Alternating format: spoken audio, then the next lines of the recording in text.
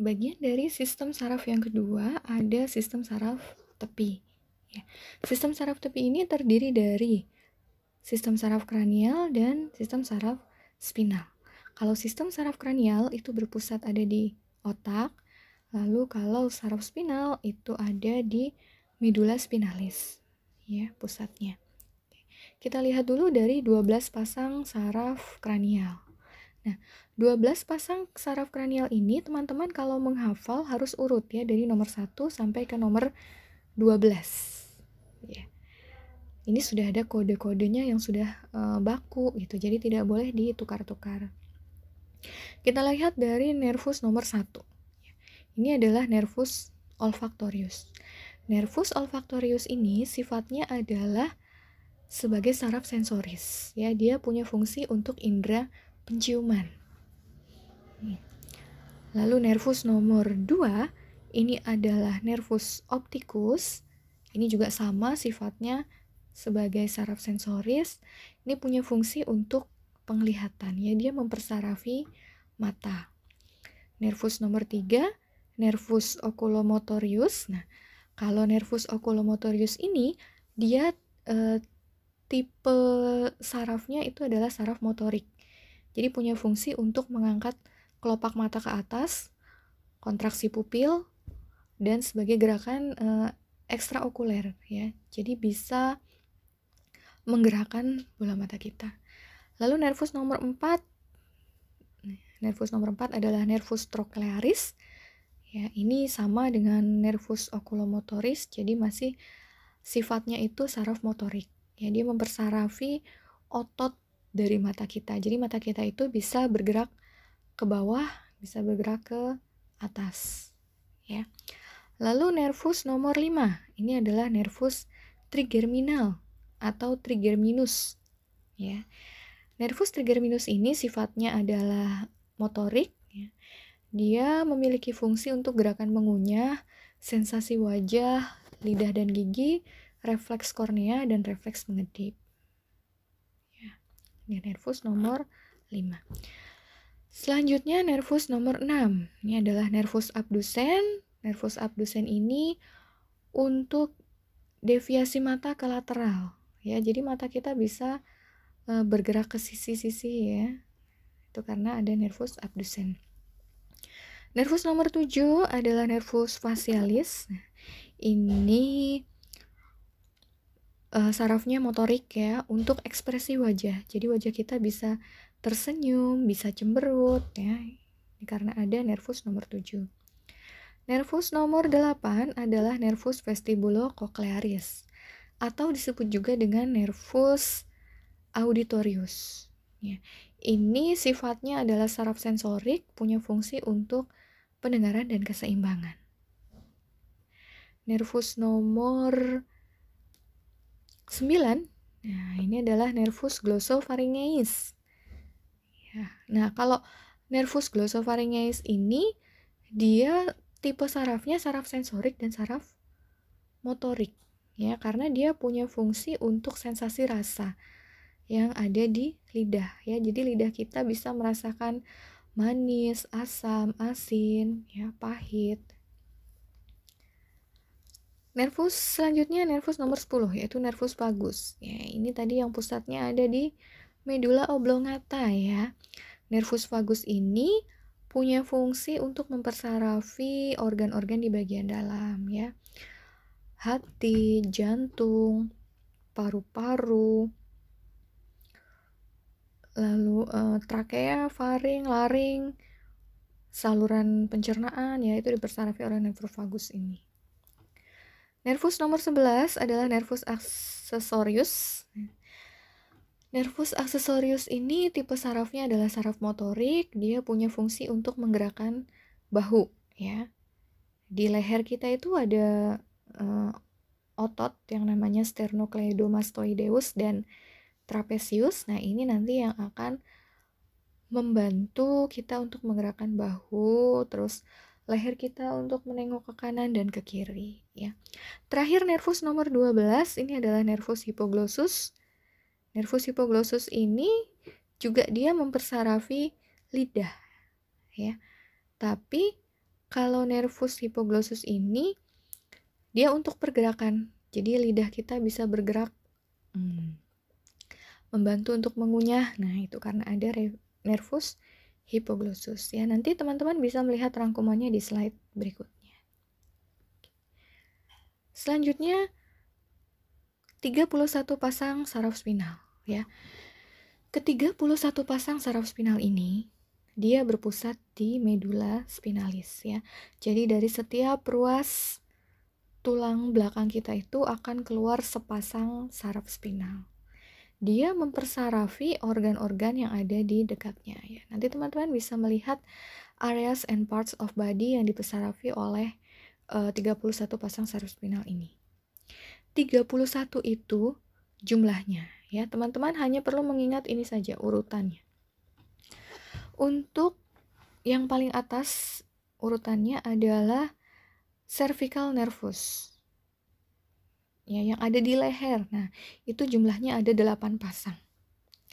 Kemudian nervus thoracal jumlahnya ada 12 pasang, nervus lumbar jumlahnya ada 5 pasang, nervus sakral jumlahnya ada 5 pasang, dan yang paling bawah, nah ini ada di tulang ekor ya, nervus coccygeal jumlahnya ada 1 pasang ya. Itulah 31 pasang saraf spinal.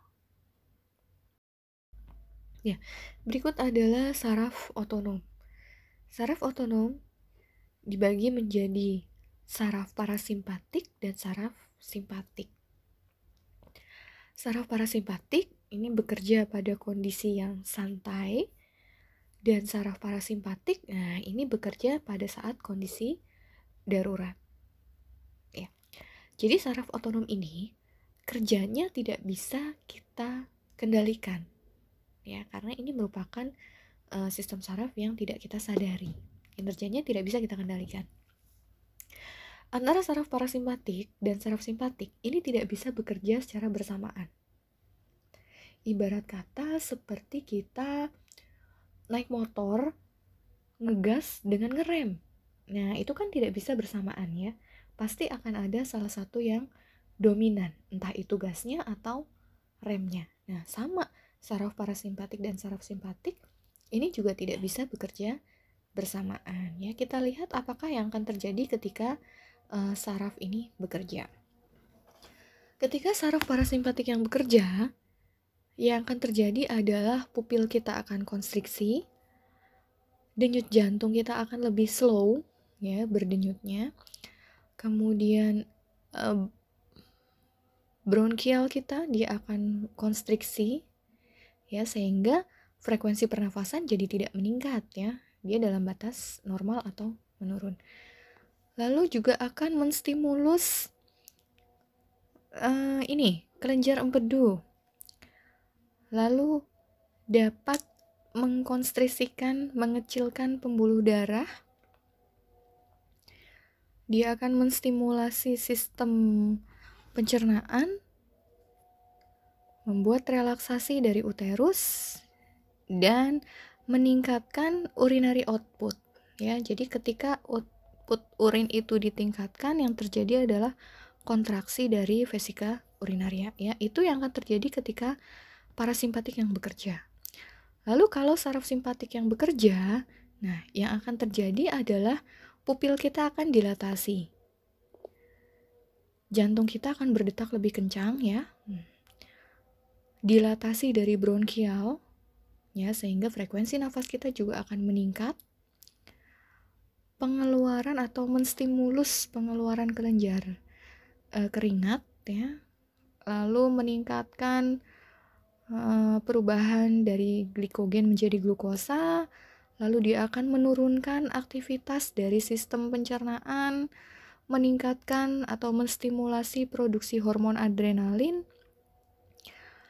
dia akan mengkontraksikan vaginal pada sistem reproduksi, dan dia akan merelaksasikan vesika urinaria ya. Yang akan terjadi ketika vesika urinaria ini relaksasi, urin tidak akan bisa keluar ya. Pada saat kondisi darurat ya, tadi contohnya dikejar-kejar ular ya ini ya. Nah, pilihannya fight or flight. Jadi kamu akan bertahan atau kamu akan berlari. Tapi kalau yang parasimpatik, nah ini bekerja rest and digest dalam kondisi santai sehingga sistem pencernaan itu akan terstimulus. Ya, begitu untuk sistem saraf parasimpatik dan sistem saraf simpatik. Oke, selanjutnya kita akan membahas tentang memori ya. Ini masuk ke dalam fisiologis dari sistem saraf. Nah, memori ketika ada stimulus yang diterima oleh saraf sensori kita, contohnya yang kita terima seperti bau gitu ya, lalu apa yang kita lihat, apa yang kita dengar, nah itu akan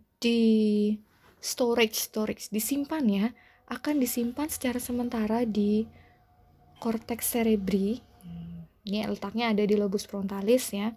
Lalu dia akan menjadi short term memory, memori jangka pendek.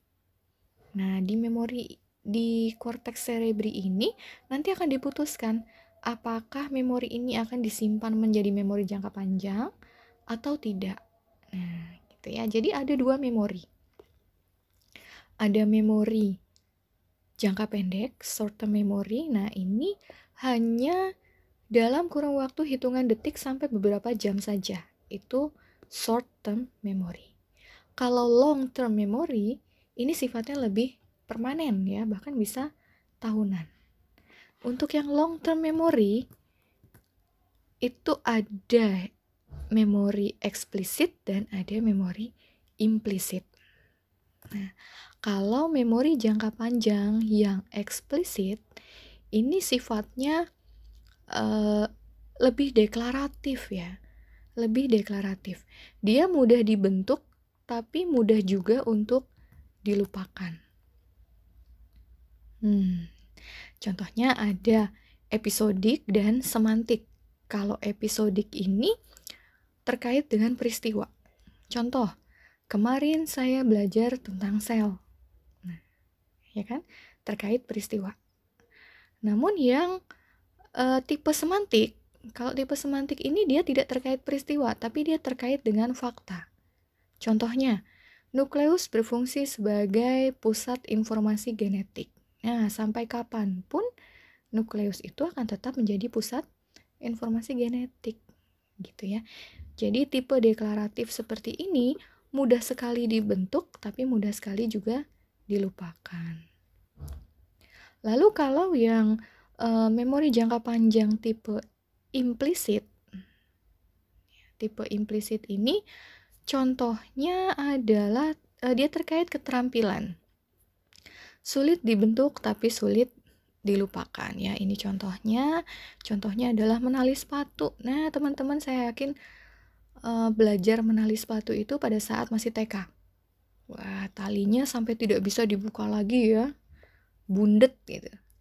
Lalu teman-teman berlatih lagi bagaimana caranya supaya menali dengan rapi, talinya bisa dibuka kembali gitu. Nah, sampai sekarang teman-teman saya yakin masih bisa menali sepatu dengan benar. Ya, tidak ada kan yang berangkat kuliah atau mau pergi minta ditalikan sepatunya dulu oleh ibunya ya. Itu contoh yang pertama. Contoh yang kedua misalnya ini, naik sepeda. Belajar naik sepeda dari usia TK sampai sekarang teman-teman sudah masuk kuliah, saya yakin juga sudah bisa ya untuk naik sepeda. Dulu mungkin waktu masih awal belajar sempat beberapa kali jatuh bangun sampai banyak sekali tanda jasa yang ada di lutut ya. Nah, sampai sekarang teman-teman akhirnya bisa untuk mengendarai sepeda sendiri ya, tanpa terjatuh. Nah, itu semua tersimpan di dalam memori jangka panjang kita yang tipenya implisit. Sulit dibentuknya, tapi sulit juga untuk dilupakan. Yang kedua ada tentang kesadaran. Ya, jadi sebenarnya kita sadar atau tidaknya itu bisa kita lihat dengan cara merekam aktivitas kelistrikan pada sel saraf yang ada di otak kita dengan suatu alat yang namanya elektroensefalogram atau disingkat dengan EEG, elektroensefalogram. Ya. Ketika ada neurotransmitter jenis serotonin, ini menyebabkan seseorang menjadi mengantuk sampai tertidur. Nah, jadi yang dikatakan tidur itu dia ada 2 fase, ada rapid eye movement. Nah, ini berlangsung selama 90 menit ya sebelum benar-benar tertidur. Kemudian fase yang kedua ada non-rapid eye movement. Nah, ini baru dikatakan tidur yang sesungguhnya. Jadi teman-teman kalau ditanya, kamu tidur jam berapa gitu. Kalau teman-teman menjawab jam 8, jam 10, wah itu salah ya. Tidak ada orang yang sadar pada saat dia tidur. Jadi jam 8, jam 10 itu baru leyeh-leyeh. Baru di tahap rapid eye movement ya. Dibangunkan masih sangat mudah. Nah, hasil rekamannya dari elektroensefalogram ini ada kemungkinan 5 gelombang ini. Ya, teman-teman mungkin pernah lihat kepala yang dipasang elektrode itu ya. Nah, jadi kurang lebih gambarannya seperti ini ya. Ini adalah aktivitas kelistrikan yang ada di otak. Gelombang gamma bisa kita lihat aktivitas kelistrikannya sangat padat sekali ya. Nah, ini terekam pada saat seseorang itu sadar penuh dan dengan konsentrasi yang tinggi. Lalu gelombang yang kedua ada gelombang beta. Ini gelombang beta ini juga terekam pada saat seseorang itu sadar, ya, dia konsentrasi, namun tidak berpikir yang terlalu berat, gitu. Kemudian gelombang alfa, nah gelombang alfa ini dia terekam pada saat kita relax, ya, kita santai, kemudian sedang menonton TV, ya, ini akan muncul gelombang alfa. Lalu gelombang theta ini kita sudah mulai ngantuk, ya, kita sudah mulai ngantuk. Nah, intuition, memory, dreaming, nah kita bermimpi bahkan ya, nah itu akan muncul gelombang theta. Lalu gelombang delta ini muncul pada saat kita tertidur nyenyak, ya, deep sleep.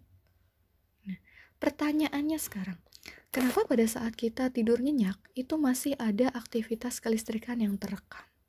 Padahal kan kita tidur ya, tidak melakukan aktivitas, tapi tetap ada aktivitas kelistrikan yang ada di otak kita. Kenapa begitu? Ya karena pada saat kita tidur kan jantung kita masih berdetak, kita juga masih bernafas, kelenjar-kelenjar masih mengeluarkan atau memproduksi hormon ya. Nah, itulah kenapa aktivitas kelistrikannya masih berjalan, masih ada gitu. Karena semua pusat koordinasi itu adanya di otak. Fisiologi selanjutnya adalah tentang refleks. Ya, saya yakin semua teman-teman pasti juga sudah pernah merasakan yang namanya refleks ya. Refleks itu adalah gerakan yang cepat, tidak disadari, otomatis, dan dia merupakan bagian dari mekanisme pertahanan tubuh. Ya, ingat pusat dari refleks itu ada di medula spinalis. Ya. Contohnya nih pada gambar ini, ketika ada panci yang panas, nah tangan teman-teman misalnya tidak sengaja dengan menyentuh panci panas ini. Ya pasti secara cepat tidak disadari dan otomatis teman-teman pasti akan menarik tangan teman-teman menghindari panas ini, ya. Rasa panas diterima oleh saraf sensori, kemudian saraf sensori ini nanti akan mengirim ke medula spinalis ya di pusat integrasinya. Lalu pusat integrasi ini nanti dia akan memerintahkan saraf motorik ya untuk menimbulkan efektor ya. Ini contoh dari gerakan refleks. Lalu ada ini monosinaptik dan ada polisinaptik ya. Kalau monosinaptik ini komunikasinya hanya antara saraf sensoris dan saraf motorik. Tapi kalau yang polisinaptik dia melibatkan lebih dari 2 sinaps ya. Dia difasilitasi oleh interneuron ini. Gitu. Nah, nanti yang kita pelajari di laboratorium itu tentang refleks fisiologis ya, kita belajar tentang bagaimana cara mengetahui apakah seseorang itu refleksnya dalam kondisi normal atau tidak. Nanti 4 percobaan ini yang akan kita lakukan di laboratorium. Refleks bicep, refleks tricep, refleks patella, dan refleks Achilles ya. Itu tentang refleks. Selanjutnya fisiologis yang terakhir yaitu tentang nyeri ya. Nyeri pun juga teman-teman pasti sudah pernah merasakan ya. Nyeri adalah sensasi yang tidak nyaman dan ini merupakan pengalaman emosional ya terkait dengan kerusakan atau potensi kerusakan pada tubuh. Nah, seharusnya teman-teman itu bahagia ketika teman-teman bisa merasakan nyeri. Kenapa? Karena nyeri itu merupakan tanda fisik dari refleks protektif imperatif ya. Jadi dia ini ibaratnya seperti alarm, peringatan bahwa ada sesuatu yang membahayakan di tubuh kita. Kalau kita lihat berdasarkan onset waktunya, itu ada nyeri akut dan ada nyeri kronis. Kalau nyeri akut itu waktunya kurang dari 6 bulan, tapi kalau nyeri kronis ini waktunya lebih dari 6 bulan. Nah, untuk nyeri akut ini disebut juga sebagai nyeri fisiologis ya, karena dia merupakan refleks protektif.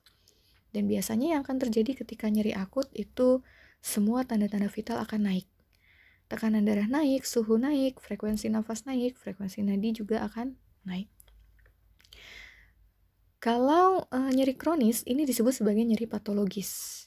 Ya, ini contohnya adalah nyeri peradangan dan nyeri pada pasien-pasien diabetes ya. Nah, ini sampai neuropati. Dia tidak bisa lagi merasakan nyeri. Ya, betapa sedihnya kalau kita tidak bisa merasakan nyeri. Coba teman-teman bayangkan, misalnya teman-teman tidak bisa merasakan nyeri nih ya. Berjalan kaki tidak menggunakan alas kaki. Nggak pakai sendal, nggak pakai sepatu. Tahu-tahu kita menginjak benda yang tajam. Terjadi luka, teman-teman tidak sadar.